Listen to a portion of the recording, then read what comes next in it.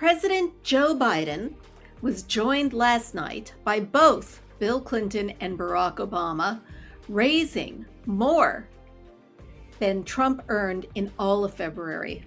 Is this going to be enough to ensure we still have a democracy in 2025? Welcome to MOMocrats MOMochat, part of the Demcast family of podcasts. I'm Donna Schwartz Mills with Karoli and Aliza Worthington of crooksandliars.com. And before we get into the craziness of 2024 election coverage, Aliza, the big news this week was the tragedy that occurred in your hometown. Yeah, the Key Bridge, Yeah. which is, for those of you who don't know, the Key Bridge is part of our main beltway system, our thoroughfare that goes all the way around Baltimore City. And it goes through Baltimore County and around Baltimore City, through, I think, Anne Arundel County too. It's huge, and it is it's a big part of like tens of thousands of people's daily commute, because it's how you get from south of Baltimore and Baltimore to east of Baltimore, and without having to go through side streets, right? It's our beltway, and so, and vice versa. So the Key Bridge is the fact that a Mayday signal went out in time, and just in time for workers to be able to stop traffic is just miraculous. And the speed at which that cargo ship was going was 8 knots, and had nothing. The collapse of the bridge when the pillar was hit had nothing to do with crumbling infrastructure or anything like that. Any bridge would crumble if a cargo ship, a fully loaded cargo ship at 8 knots was, went bang on into its pillar. Right. And so all you conspiracy theorists, or all you people who want to blame things on the fact that it's a democratic city and a democratic state and whatever you want to do, the same. If this happened in any city, in any town, this is exactly what would happen to any bridge. And it is just devastating for the workers who survived and the families of the workers who are presumed, of course, dead. And again, just absolutely miraculous that it didn't happen at the height of rush hour.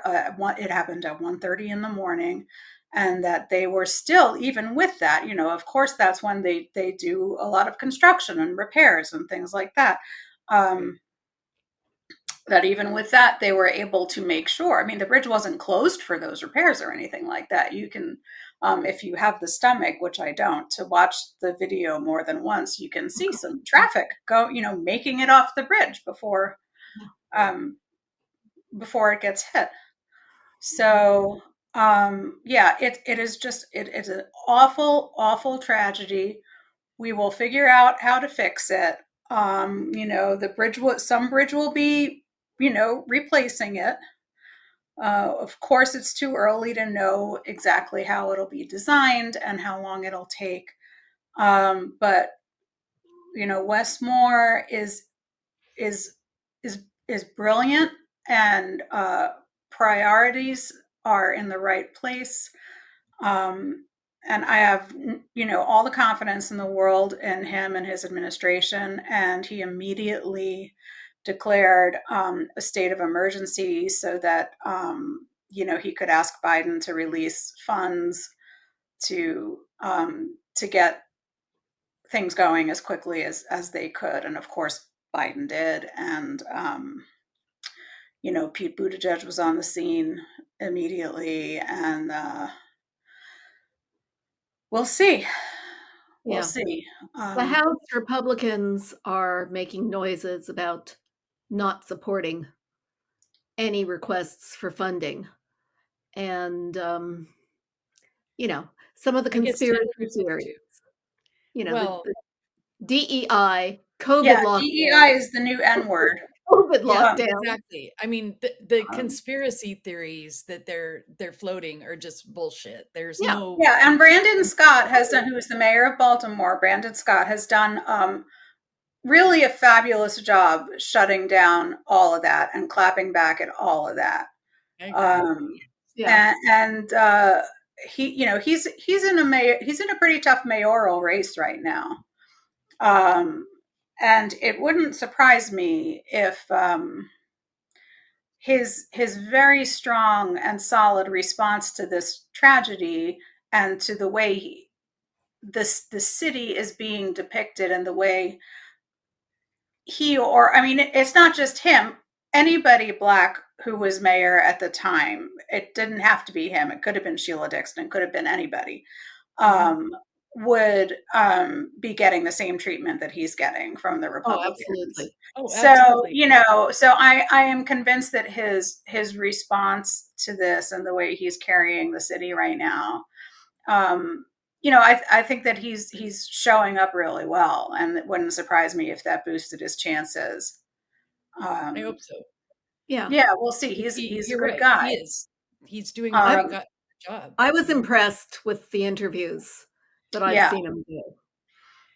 I mean, the conspiracy theories and stuff are just meant to stoke the racism. I mean, that's their job. That's yeah. I mean, all it does is they may as well just come out and say, well, a Black guy couldn't be mayor unless he was, given a break. Well, that's what they did say. They called him a Yeah. DEI mayor. Yeah.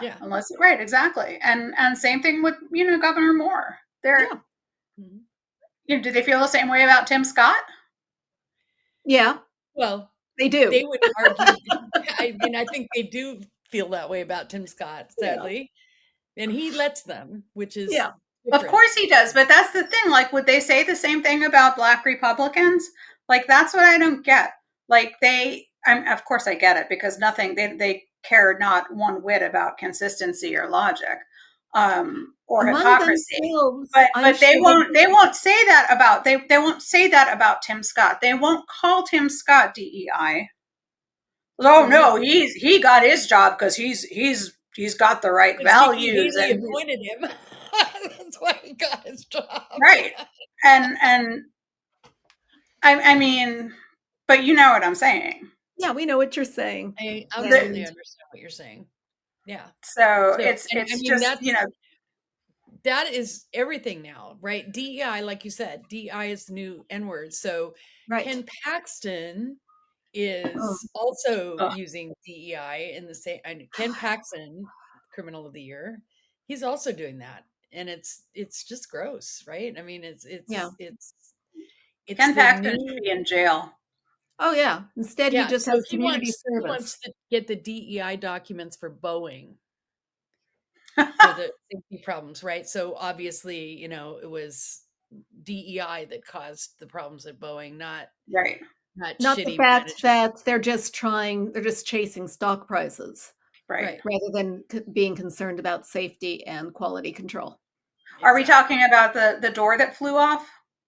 The many different problems with Boeing planes. And at some point, I think you have to also say, how much of this is Boeing's problem and how much of it is a maintenance issue, right? I mean, like the tire falling off is not Boeing's fault. That's a maintenance thing. Yeah. So what would it have? I saw that people on that flight got notified that they could join a suit where they or they could, I don't know if they could sue or they could be part of a case where they were crap, help me with the Alaska Airlines flight where the door fell off or flew off, that was possibly a criminal case, which would indicate that was like either intentional or criminally negligent.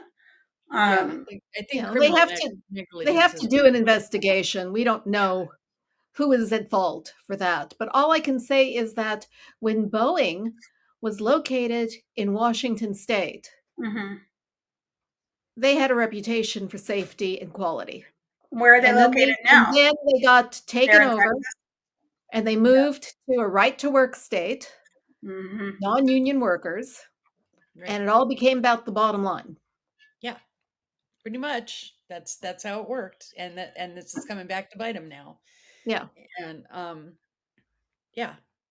So anyway, I know the bridge. I mean, the other part of the bridge thing is that that bridge was a huge.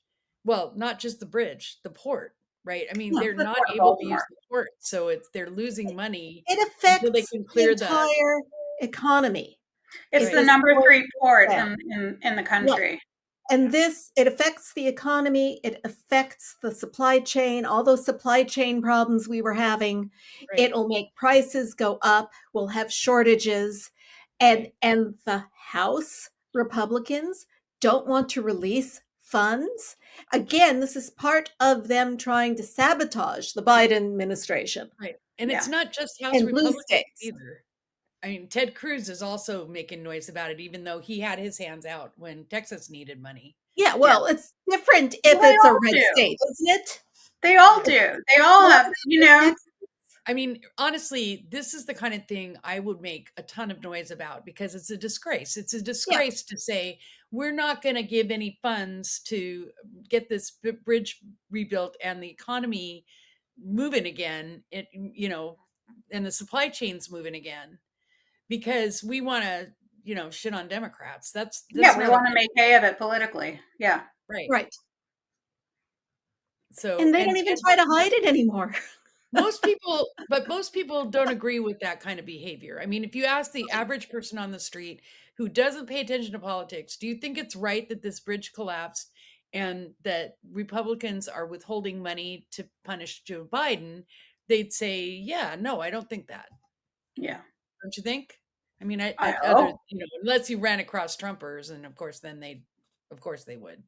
Yeah. So anyway, it's just, I hope that they can get the debris cleared and the port moving again, at least. Yeah. While they figure out the bridge. Yeah, because none of that can happen again until the debris is like there's the first thing that has to happen is a massive cleanup. Yeah. So there's one crane there, and there's 2 more coming. So they are getting at least 2 more coming. There's a lot. The Army Corps of Engineers is really handy, and the CVs, right? Both of them are super handy because this is the stuff they're trained to do is get right. And they were there at that press conference today. Yeah. You had it's a multi-agency effort to, as it should be, to get the port reopened and start rebuilding that bridge. Yeah. Right. And and I have faith in Pete Buttigieg too. I just he'll do a good job. I'm grateful for competent leadership. Yeah, and Paul Wiedefeld, who is Maryland's Secretary of Transportation, is a very good guy too. Yeah, so I really do feel like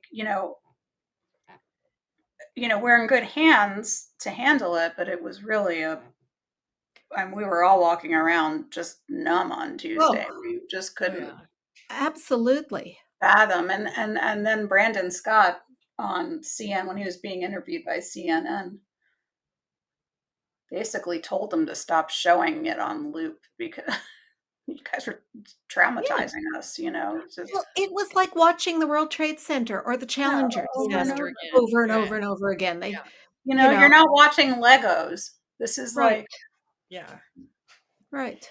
Well, my heart's out to the workers who died on that bridge, all of whom I guess were immigrants doing good work. Yeah, they were. In fact, my editor was at one of the family's houses today interviewing them.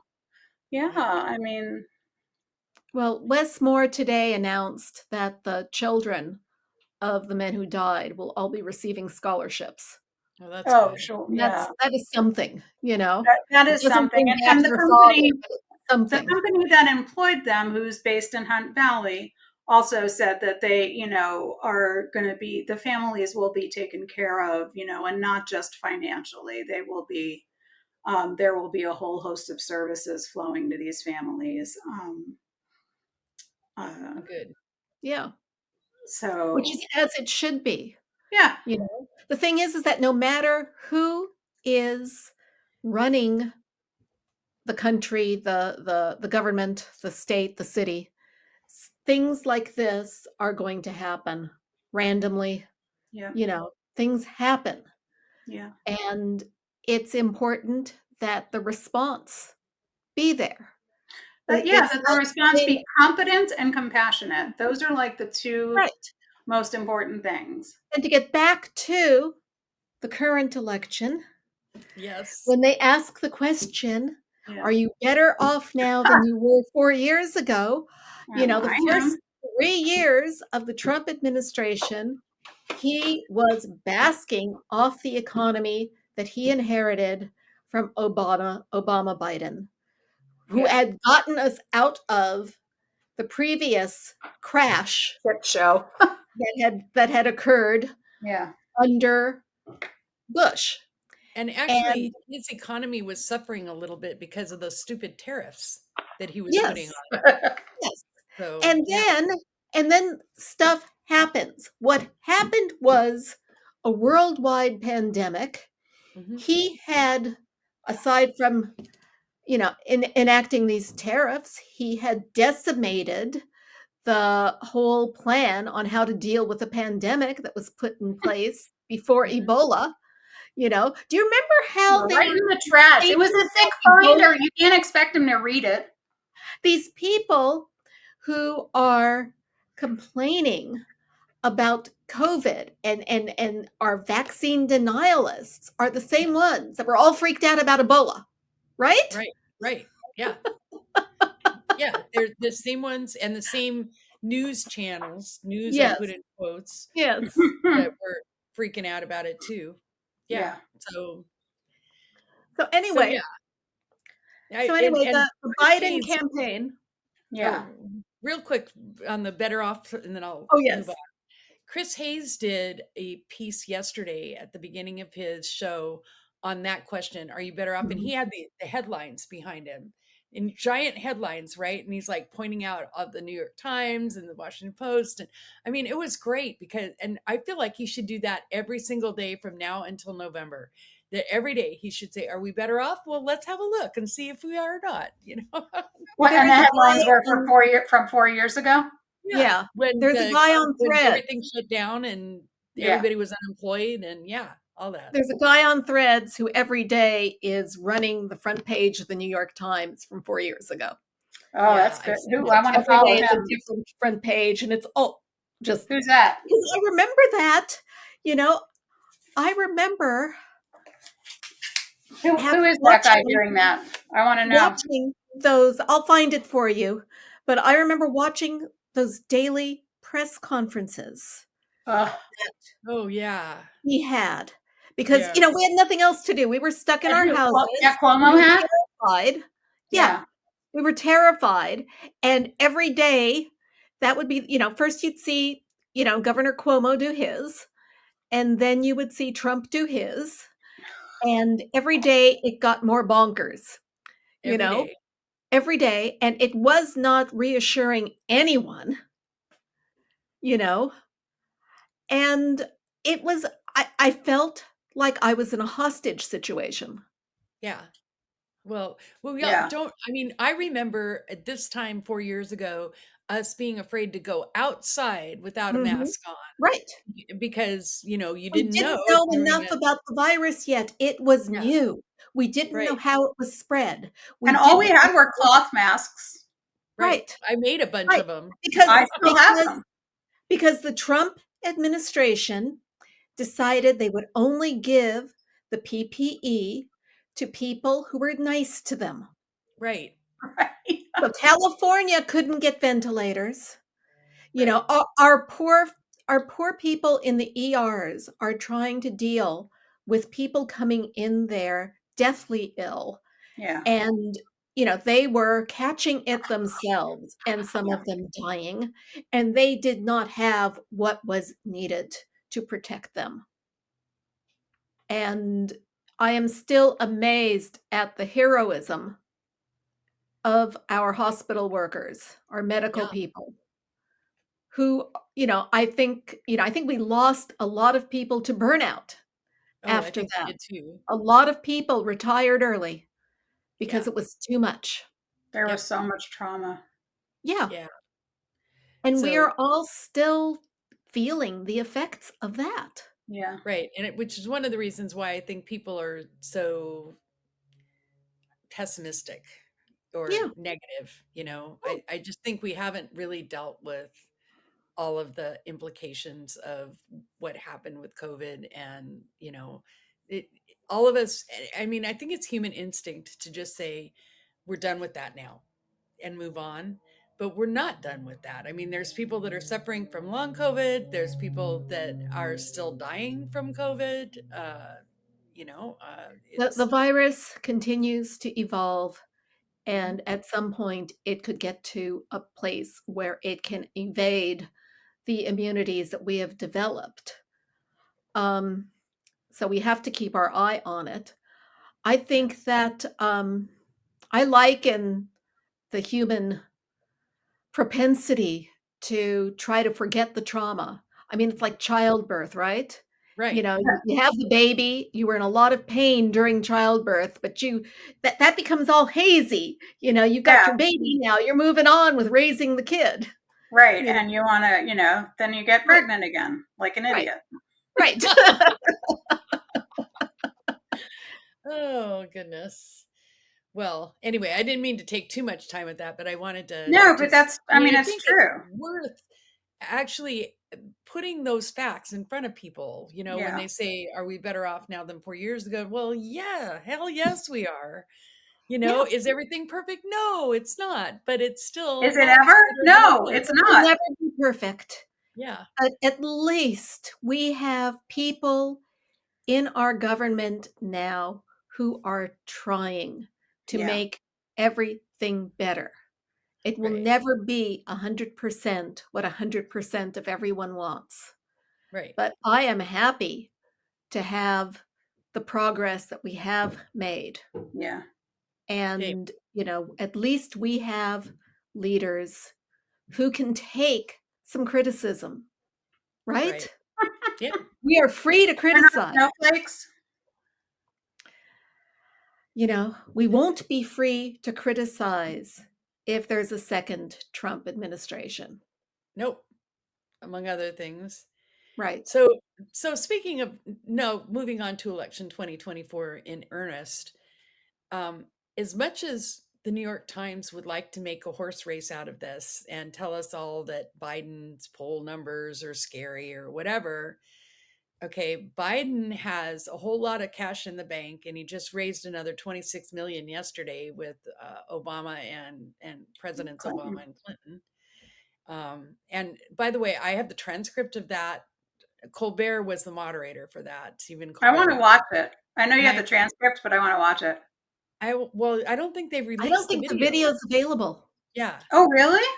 Yeah. I mean, I think they've released some clips, but I don't A think few they've clips. released the whole video. And so, but it was, I mean, even the transcript is interesting. It's Yeah. interesting to see the contrast between them. And, Biden is as engaged and knowledgeable as anybody there, right? I mean, Well, yeah. Obama is very much still the intellectual, and Clinton is still very much the friendly The guy. explainer with the hands, the big hands. Right. Yeah. Yeah, seriously, Bill Clinton has the biggest hands I have ever seen. I Really? mean, even like Yeah. I saw him speak at at the convention, and even from my like nosebleed seats, I'm like, Yeah. that guy's hands are huge. Yeah. Yeah.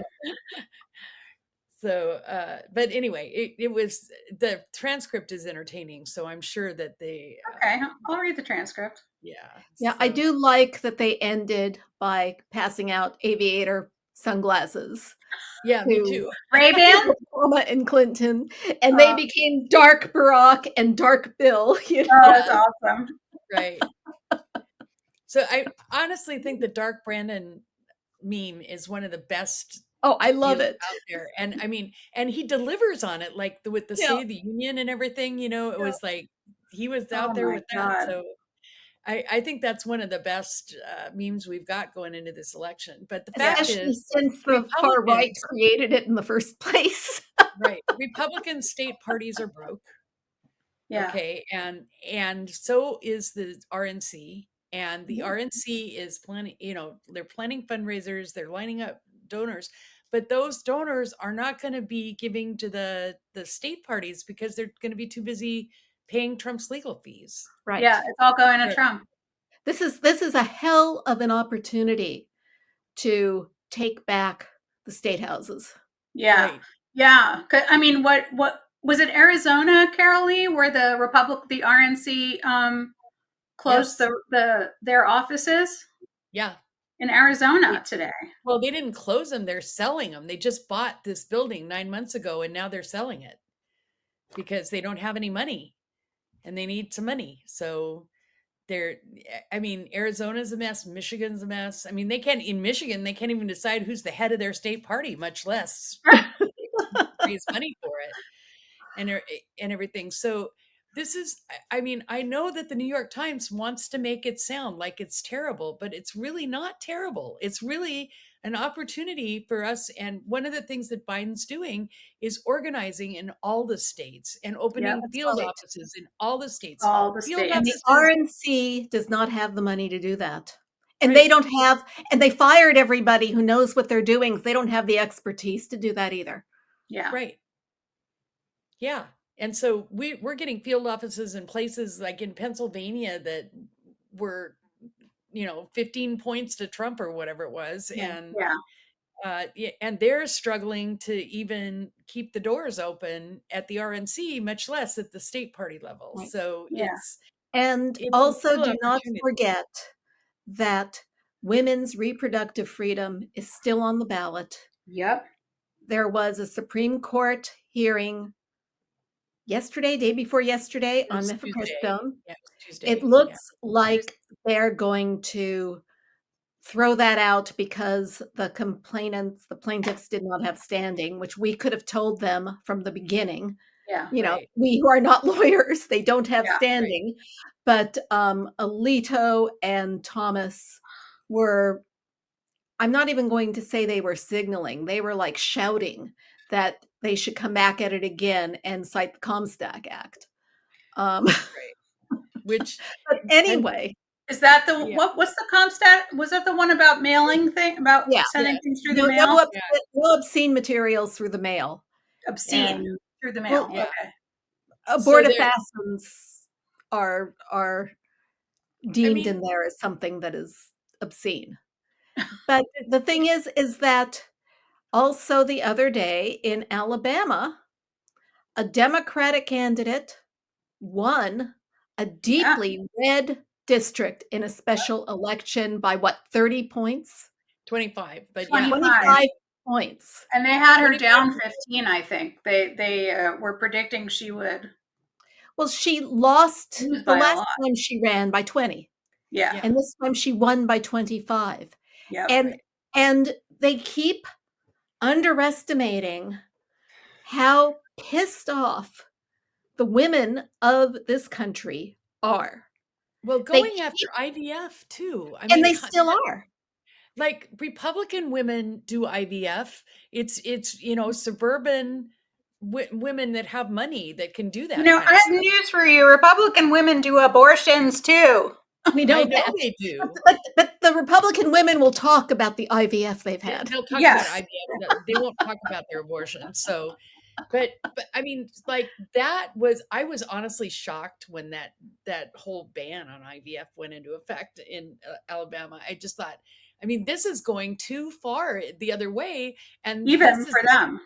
yeah, even for them. Like Well, people if you're actually going want to to have babies when they do IVF. but if I you're keep going saying, to how are they going say, to get their white supremacy and their white, how are they going to do complain about maybe it helps them complain about the great replacement theory if fewer white people are born? I'm trying no, to figure out how this serves they're, them to have, they're trying to be consistent. And if they're going to say that a fertilized egg no, they're has not. the same rights as a child, then destroying embryos is murder, just like abortion. Yeah, Okay. right. Yeah. But they're not trying. When have they ever tried to be consistent? These are the same people who ask female legislators how they manage to pee when they have a tampon in. Right. But they're also the same people who have no that was in problem with Alabama. Oh, right. God. That was something somebody had tweeted about one legislator in one of the states, how she couldn't believe that the Republicans were asking her things like that. Yeah. Oh, geez. But also, what was I saying just now? I mean, they support the death penalty. They're fine with that. Yeah, of course they are. So, I mean, when the pro-life thing no longer has any meaning to me, it's like if you're going to go and execute somebody that you don't even know for sure is guilty, but you shouldn't execute them anyway, right? Even if they are guilty, but you're all worried about this clump of cells over here and, in a petri dish. Which is, by the way, I mean, it's very much an evangelical thing, this anti-abortion thing. I know it's Catholics too, but biblically, it's not supported, no. right? I mean, it's any Jew would tell you that. Yeah, right. Exactly.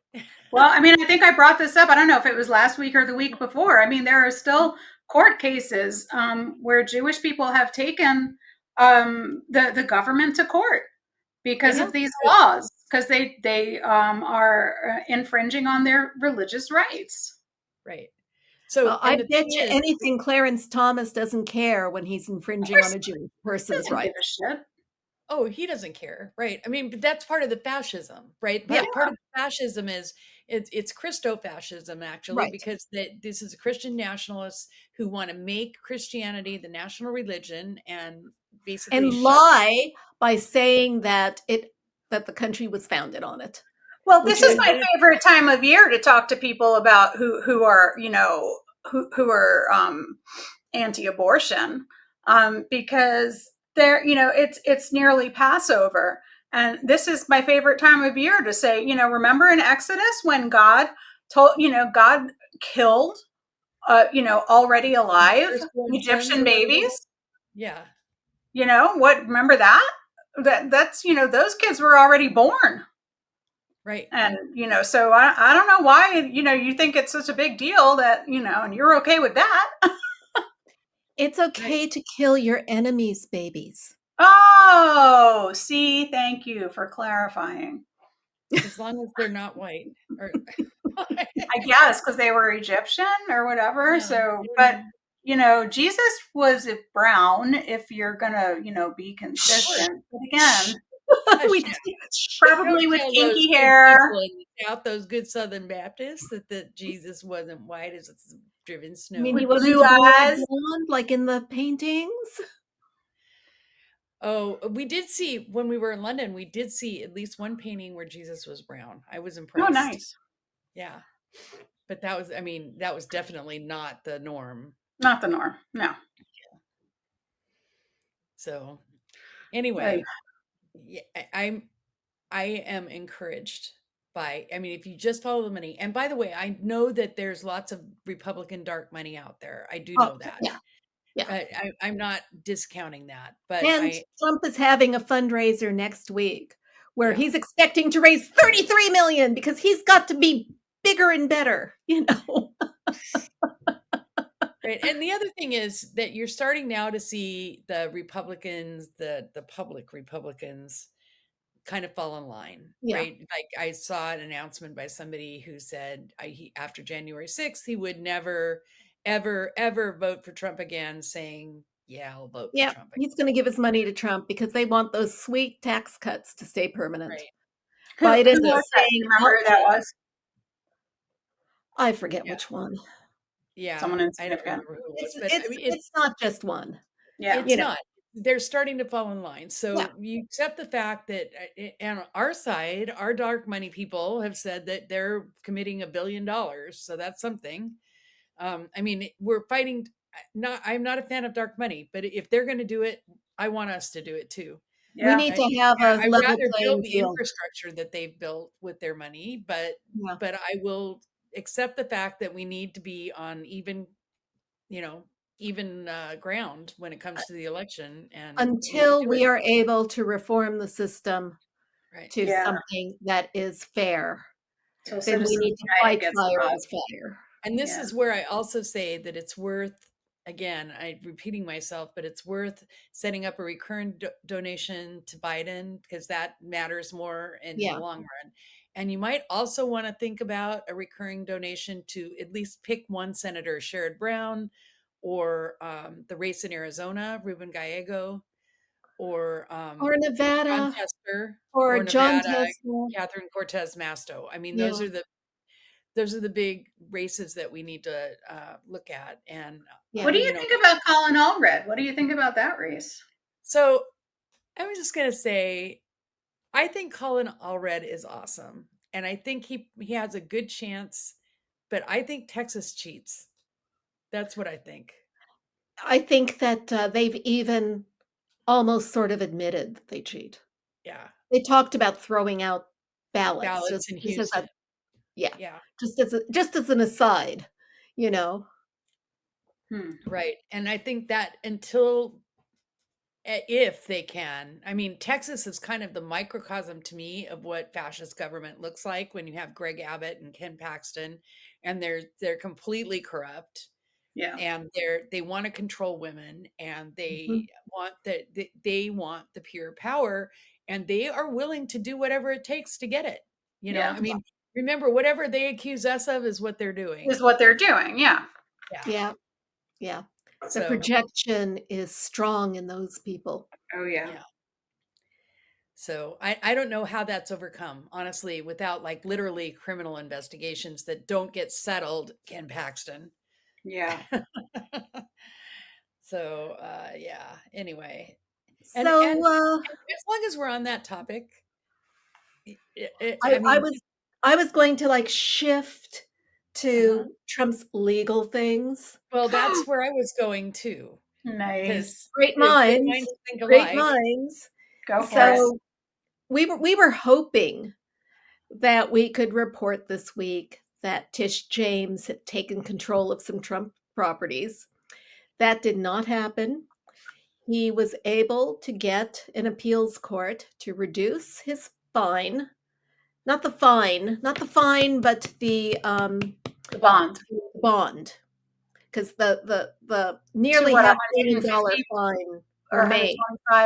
$175 million. $175 million. And he immediately said that he's got it, but he still hasn't paid it. Yeah. They gave him another 10 days to get his act together to pay that. Was that on Monday? That was on Monday. Yeah. Yeah. So you have that. This is one of those instances where I could just say that these people like Trump, they always manage to weasel out of things like no other ordinary person. If you were a guy who wasn't Donald Trump and you did the things that Donald Trump did, like just say you valued your own house too much for a loan and too little for taxes. Right. Let's just say, for the sake of argument, you did that. You would, just for example, if you were prosecuted for that, you would owe a fine, and you would not get a break on your fine, and you would not get some appellate judge to do the thing. Yeah. So that was weird. You saw that? How did that happen? What happened? What I missed? I was ranting, and there was like a thumbs up that went on right by my head. Somebody are you using your phone? No, I think somebody might be watching on YouTube in that. Which is weird because we're not simulcast anywhere. This Yeah, is like we're not live. That's funny. That is weird. Oh, wow. Weird. Okay. But somebody like Karoli had to say besides us. I mean, it really annoys me that he just weasels out of everything. Yeah. He never owns anything. He's not accountable for anything. I basically said he won't go to jail. He won't spend one day in jail, no matter what. I just think he'll weasel out of it. Of course, then somebody said to me, well, maybe he'll drop dead before he goes to jail. I was like, well, I don't know. Well, I'll take that. But, but even with this gag order that he's already violated. I think he's doing that on purpose. Huh? But he's been going after the judge and the judge's daughter, and the judge left himself out of the gag order. Oh, yeah, but the daughter didn't. She's a private citizen. He's a private citizen, but the judge didn't leave the daughter out of the order. He left himself out, but he didn't leave his daughter out of the order. That there's, in fact, I thought that he and his family were left out. Personnel are covered by the order. That's why I feel like Trump is violating it on purpose, maybe to think he's walking to the edge to see how far he can go. He wants and that's what he wants to be sanctioned because he wants to play the victim. He's going to get a lot more donations if he is sanctioned. So what really kills me is this whole thing with the SPAC and the Truth Social and the valuation and the meme stock and how it really is a front for money laundering. It is. Okay, now I don't understand. I'm going to back out of this conversation because I don't understand any of it. Okay. Well, okay. So you guys talk amongst yourselves. Very simple, sort of simple. He, he started Truth Social, right? However many years ago that was. Yeah, like and 2 or 3. Normally, if you are going to take a corporation public, there's all these hoops you have to go through with the SEC for an IPO. But there's one loophole, and that is if something called a SPAC, which I forget what the acronym is for. Basically, it's an LLC that's a shell company. It doesn't own anything. Right. And it is only set up for the purpose of buying another company. Special purpose acquisition company. Okay, so this SPAC decided they were going to buy Truth Social. Okay, so it exists for no other reason than to buy Truth Social. Right. And it went through like a 2 or 3 year evaluation by the SEC. And Truth Social did or the SPAC did? The SPAC. Okay. The acquisition went through this thing with the SEC, and they got the go-ahead a few weeks ago. And so it went public this week. Okay. And so a company that lost $49 million last year, well, with $5 million revenue, right, is now valued at $5 billion. Right. Yeah, I think it's down maybe $1 billion from yesterday because they lost some money, but yeah, between $4 and $5 billion. Right. And here's the thing: is that where the laundering can come in is wait, what are you talking about? You lost me when you said a company that. Hold on, and I'll explain it. Okay. Investors put money into the SPAC, right? They invested in it, and they basically, and we don't know who those investors are, nor will we ever find out. Okay. So they could be foreign, they could be anything. Right. That inflated the price of that SPAC to about $45 a share when it went public. Okay. And it acquired Truth Social, and then it went public. And as soon as it went public on the NASDAQ, then the shares were valued at a price that was like, I think $65 a share or something. I saw. Anyway, it ended up like the net worth, his net worth went up by billions. He started like he owns 60% of the SPAC. So we don't know, number one, who funded the SPAC. Right? It could have been the Saudis, could have been anybody. We don't know. And now it's a public exchange, and people, again, it's a meme stock, which basically means that it's like a trendy thing for people to buy, but it's absolutely not worth anything near what they say it's worth. And people are going to lose money on it, basically. Right. And right.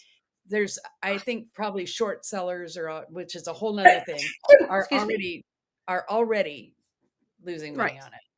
Which is why it went down. Right.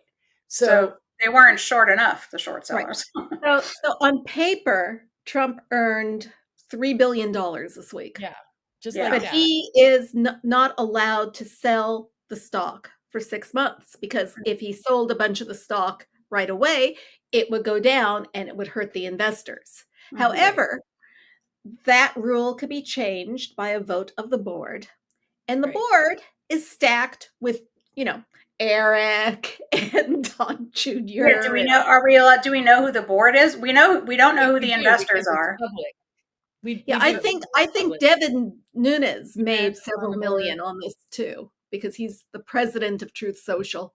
Yeah, and Devin Nunes made some money on the back end with the SPAC, like when it went public, like several people did. But yeah, I mean, the whole thing is sketch. It's very just sketchy.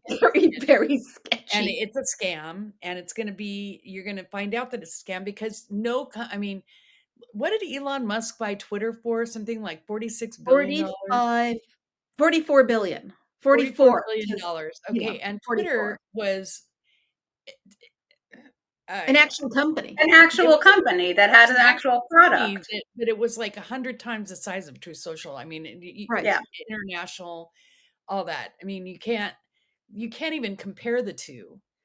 Right? Yeah. And you can now. Yeah, you can now. Exactly. That's true. Ooh. Nice chop there. Yeah. So anyway, I mean, it's just this is insane. It's a money grab, and if he's got all this money, that's great because he's going to need it. Yeah, but he can't use it for the bond he has to pay in less than 10 days. Right? No, he'll have to come up with some other money for that. Yes. Now he still claims to have $500 million cash on hand. Okay. Yeah, sure thing. But we'll see. We'll see. Right. He doesn't like spending his own money. No, why would he? You know who is going to have to sell everything he owns to pay his fine? Rudy Giuliani.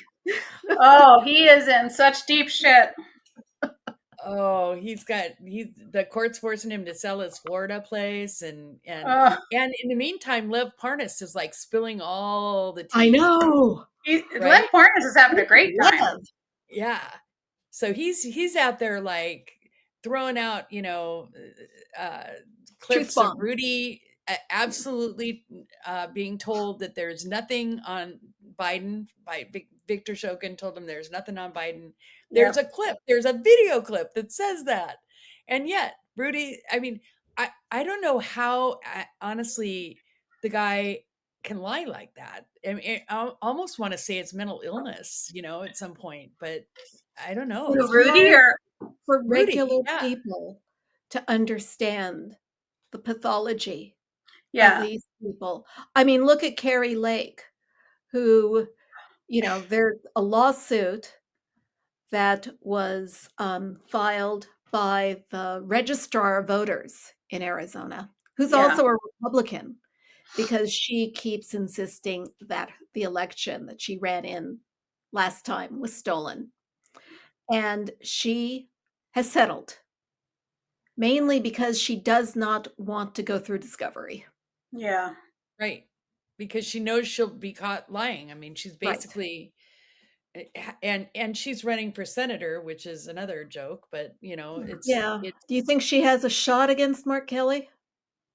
No, she's not running against him. She's running against Ruben Gallego. Against Ruben Gallego. All right. Yeah. Ruben has to win. Is safe for 4 more years or something. 4 more years. Okay. Yeah. Ruben Gallego has to win. Yeah. That's why he's on Karoli's list of people we need to support. Yeah. Exactly. Can you imagine Carrie Lake in the Senate? Oh my God, no. Oh my God. I mean, that would be like Marjorie Taylor Greene as a senator. Please spare me. I was going to say, it's like, it is like the two of them. Speaking of Marjorie Taylor Greene. Do we have to? Great transition. You go, Donna. Yesterday, the House Committee on Homeland Security issued an announcement about the articles of impeachment that they are sending to the Senate for Alejandro Mayorkas. And Marjorie Taylor Greene is going to be an impeachment manager. Which is just bizarre. It's just, well, I mean, I told Donna before we did this podcast, I said, I don't think the Senate will even hear it. I think they'll just dismiss it. Of course not.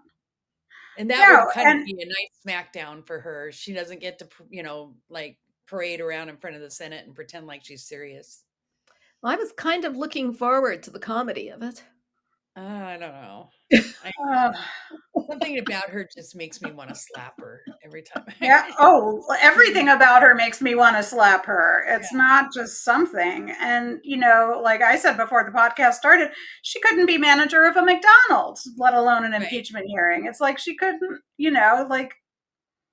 it's so absurd. And which one of you was positing that it was because she, that's me.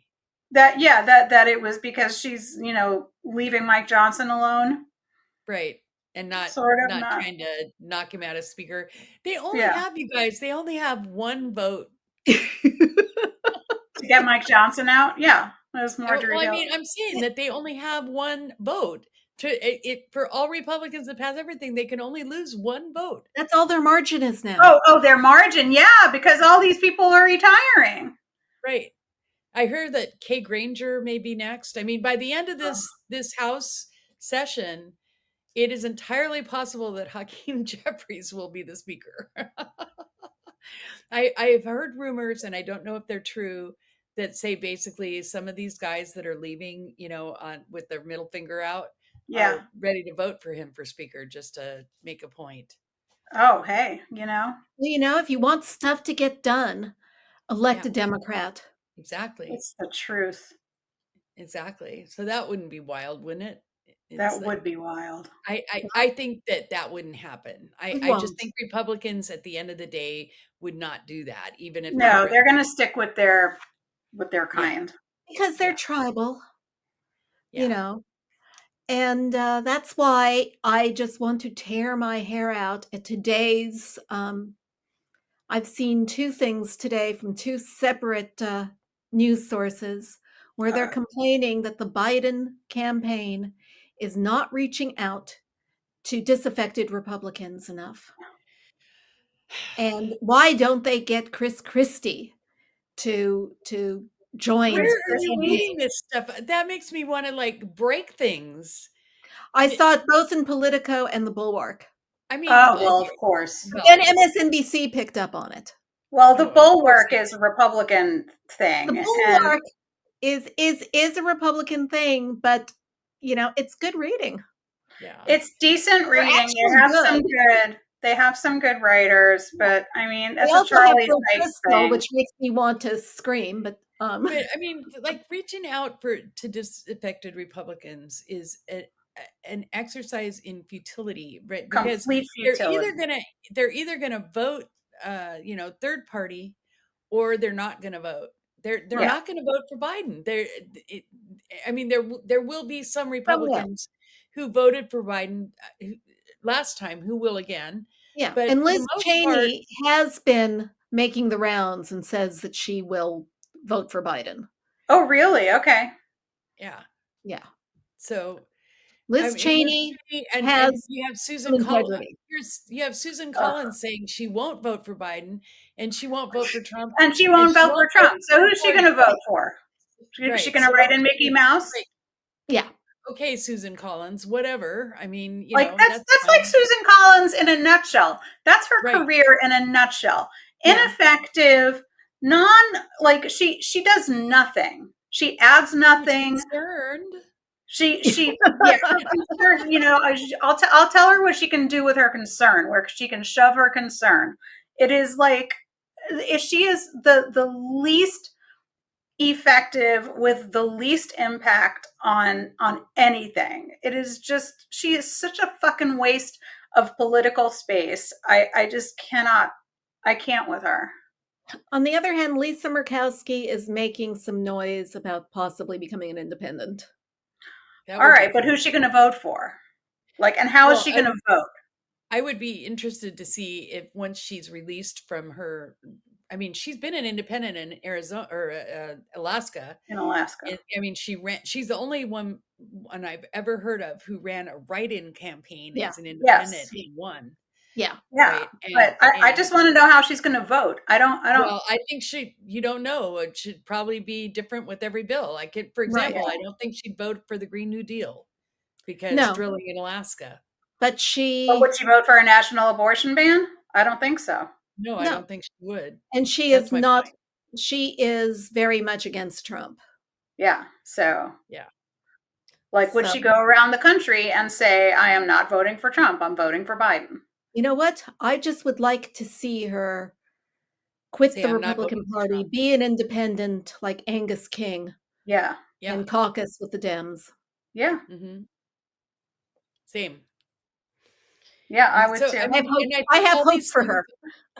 Yeah, I mean, I think that there's things that actually might happen. And by the way, both Lisa Murkowski and Susan Collins have to be thinking about the fact that they fucked up the Supreme Court.